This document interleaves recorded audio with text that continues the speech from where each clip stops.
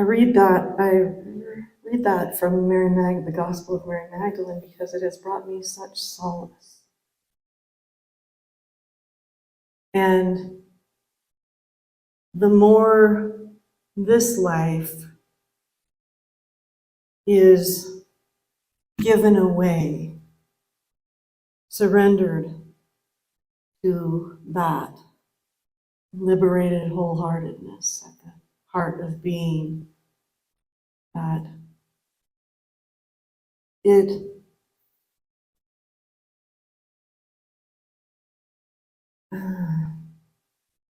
seems to, of its own accord. You know, it's like at retreat when Sharon said, I wouldn't go in there as a person if I were you. She said it like 5 times. I loved it. I would not go in there as a person if I were you. That's not what we're talking about. You go in as a person, and it's the whole crushing agony of, the whole thing, that the last dying vestiges of the personal self perceive, which is, death and the whole thing. The life begins to, of its own accord, see, nature sees itself, serves itself, not out of a program of let's be good. Those programs are great compared to the programs of let's terrorize an entire nation or something like that, I mean, the programs of morality, commandments, and all of that are important at a certain level of consciousness. But at the level of consciousness that we're speaking about and from, where personal self-centeredness is beginning to dissolve, we are directed, in this case through this Gospel of Mary Magdalene, to take refuge and anchor at the level of the heart. And the life moves as the image of truth.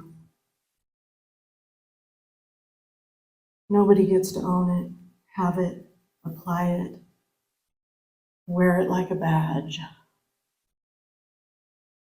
I am now the Savior. It just doesn't happen like that. What does the Paramita Sutra say? The mind of the Bodhisattva is absolutely not disturbed by the complete absence of any one called a Bodhisattva. It's something like that, right? Yeah.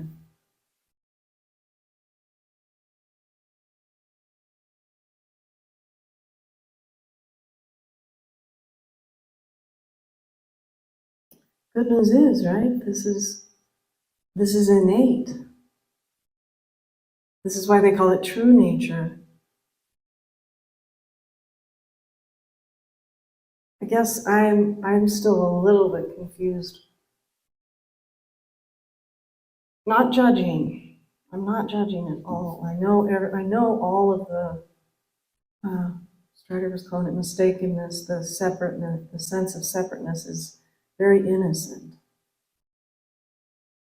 But I guess I've always been able to find refuge just even in the words true nature.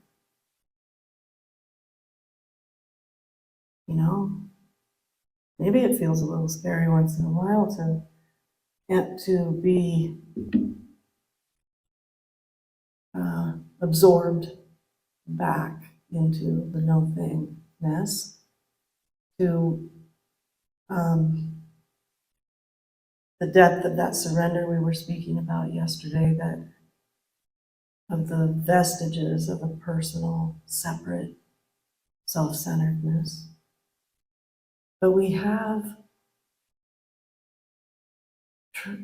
are true nature, and we can find it. And I really hope, I don't know, maybe I'll hear back from some of you, I never know, I hope within this retreat, through our togetherness and what we've been speaking about, that we can have had a actual sense of it, a sense of it that we can return to, a sense of what I'm speaking about, rather than just a conceptual, wordy understanding, which can be helpful, but sense of it, go there.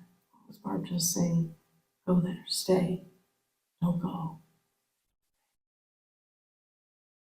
I think some of the awkwardness in all of this, in relational, in the realm of relationship, comes from our language just sucks when it comes to trying to reflect this, in relationship. And when we hear ourselves say, I,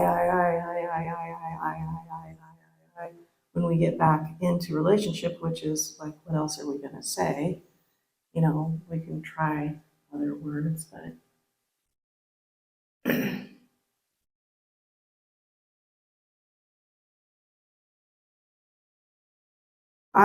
you'll have to find your own way. I have found it really, really, really useful to pause.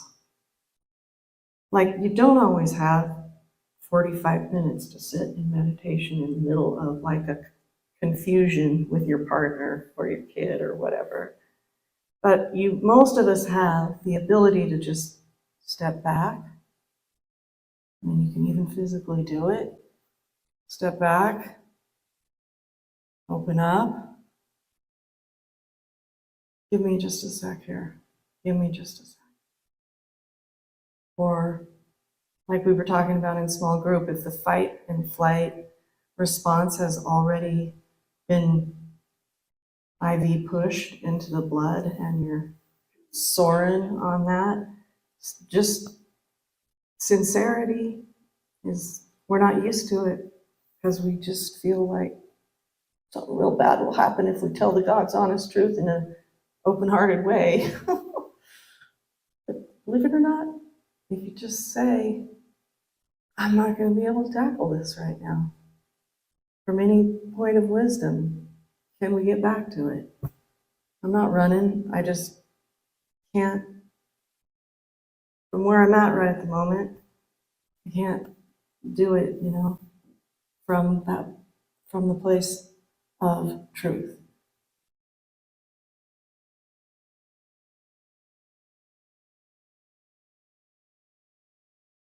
Take inspiration from, which I know all of us do, but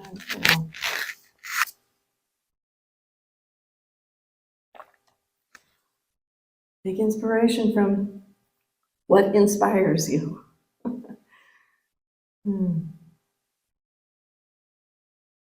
We may not find inspiration in what somebody else does.